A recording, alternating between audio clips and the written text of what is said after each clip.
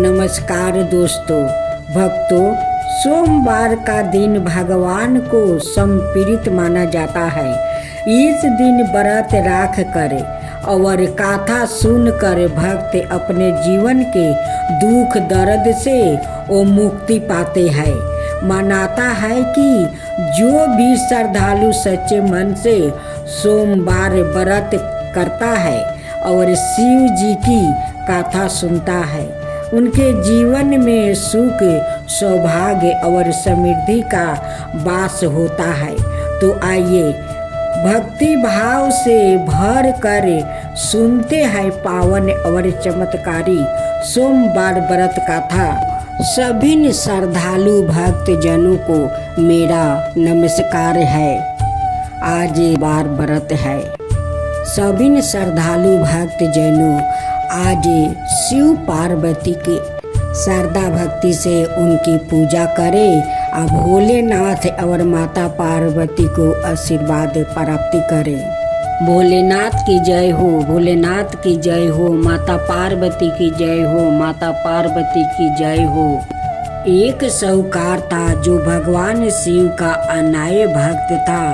उसके पास धन आए, किसी भी चीज की कमी नहीं थी, लेकिन उसकी कोई संतान नहीं थी और वो इसी कामना को लेकर रोज शिव जी के मंदिर जाकर दीपक जलाता था। उसके इस भक्ति भाव को देखकर एक दिन माता पार्वती ने शिव जी से कहा कि प्रभु, यह साहूकार आपका अनय भक्त है, इसको किसी बात का कष्ट है तो आपको उसे अवश्य दूर करना चाहिए। शिव जी बोले कि हे पार्वती, इस साहूकार के पास पुत्र नहीं है, यह इसी से दुखी रहता है। माता पार्वती कहती है कि हे ईश्वर, कृपा करके इसे पुत्र का वरदान दे दीजिए।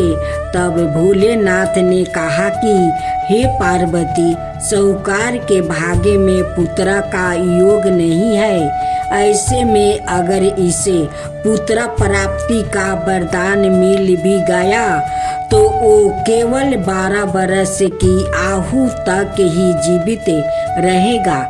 यह सुनने के बाद भी माता पार्वती ने कहा कि हे प्रभु, आपको इस साहूकार को पुत्र का वरदान देना ही होगा। अनाथ भक्त क्यों आपकी सेवा पूजा करेंगे।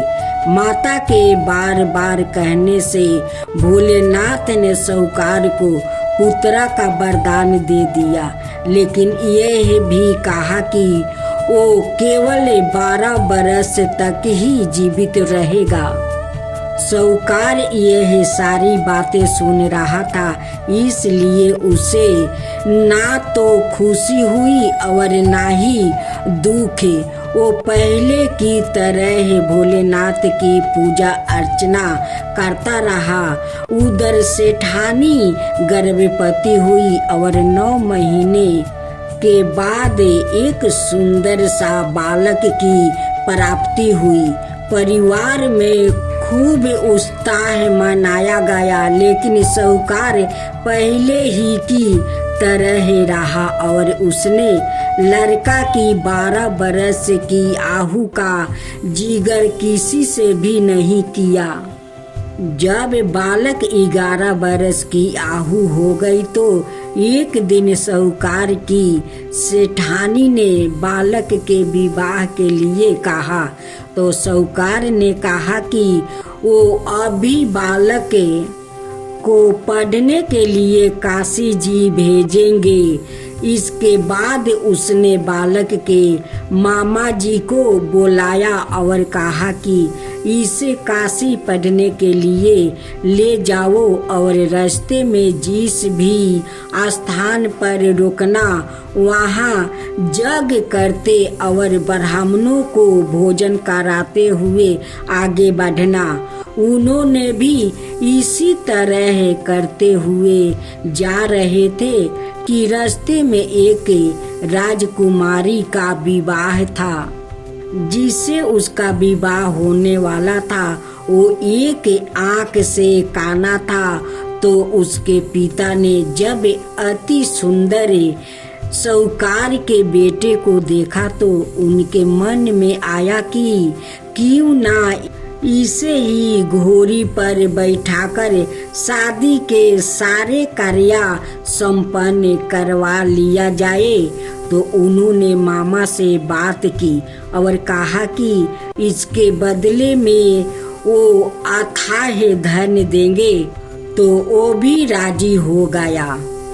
इसके बाद साहूकार का बेटा विवाह की वेदी पर बैठा और जब विवाह कार्य संपन्न हो गया तो जाने से पहले उसने राजकुमारी की चदरी के पल्लू पर लिखा कि तेरा विवाह तो मेरे साथ हुआ, लेकिन जिस राजकुमार के साथ भेजेंगे वो तो एक आँख का काना है। इसके बाद वो अपने मामा के साथ काशी के लिए चल गया। उधर जब राजकुमारी ने अपनी चुनरी पर यह लिखा हुआ पाया तो उसने राजकुमार के साथ जाने से मना कर दिया। तो राजा ने भी अपनी पुत्री को बारात के साथ विदा नहीं किया। बारात वापस लौट गई। उधर मामा और भांजे काशी पहुंच गए थे। एक दिन जब मामा ने जग रचा रखा था और भांजा बहुत देर तक बाहर नहीं आए तो मामा ने अंदर जाकर देखा तो भांजे का प्राण निकल चुके थे। वो बहुत परेशान हुए, लेकिन सोचा कि अभी रोना पीटना मचाया तो ब्राह्मण चल जाएंगे और जग का कार्य अधूरा रह जाएगा। जब जग संपन्न हुआ तो मामा ने रोना पीटना शुरू किया। उसी समय शिव पार्वती उधर से जा रहे थे तो माता पार्वती ने शिव जी से पूछा, हे प्रभु, ये कौन रो रहा है? तभी उन्हें पता चलता है कि यह तो भोलेनाथ के आशीर्वाद से जन्म हुआ साहूकार का पुत्रा है। तब माता पार्वती कहती है कि हे स्वामी, इसे जीवित कर दीजिए। अनाथ रोते रोते इसके माता पिता के प्राण निकल जाएंगे।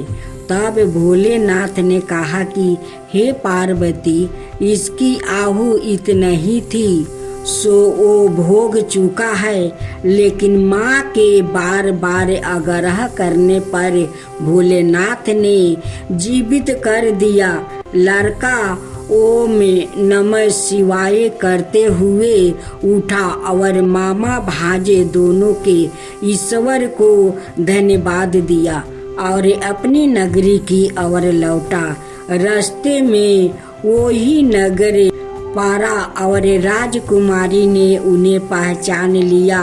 तब राजा ने राजकुमारी को साहूकार के बेटे के साथ बहुत सारे धन धनाये के साथ विदा किया।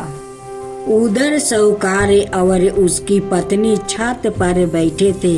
उन्होंने यह प्राण कर रखा था कि यदि उनका पुत्र सकुशल ना लौटा तो वो छत से कूदकर अपना प्राण त्याग देंगे।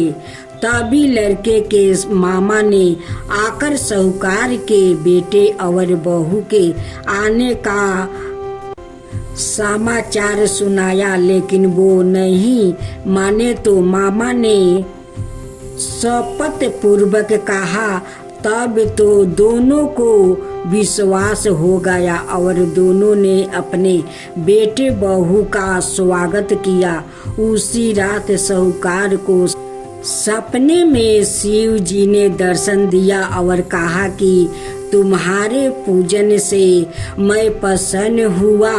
इसी प्रकार जो भी व्याकृत इस कथा को पढ़ेगा या सुनेगा उसके समस्त दुखों दूर हो जाएगा और मन बचित सभी कामनाओं की पूर्ति होगी।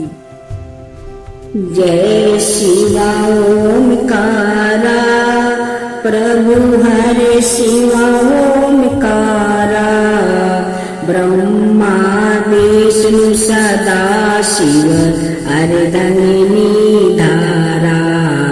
ओम जय शिवा ओमकारा एकानन चतुरानन पंचानन राजे शिव पंचानन राजे हंसासन गरुड़ासन विषवाहन साजे।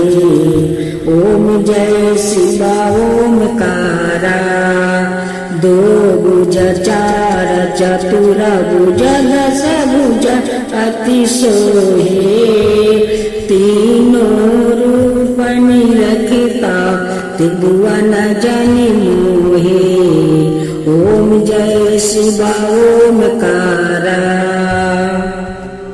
अक्षर माला बने माला मंगली माला तारी चंदन मृग मद सोहे बोले सुधिकारी। ओम जय शिवा ओमकारा श्वेतांबर पीतांबर गंबर अंगे सनकादिक बरे मादिक भूतादिक संगे। ओम जय शिवा ओमकारा करके मध्यम कमंडल चक्र त्रिशूल धरता जग करता जग भरता जग पालन करता। ओम जय शिवा ओमकारा ब्रह्मा विष्णु सदा शिव जानते अविवेका प्राण बचर के मध्यम याहे तीनों एका। ओम जय शिवा ओमकारा तीर गुण शिव जी के आरती जो कोई नर गावे शिवा जो कोई नर गावे कहत शिवानंद स्वामी मन भजत शिवानंद स्वामी मन बाचित फल पावे। ओम जय शिवा ओमकारा जय शिवा ओमकारा।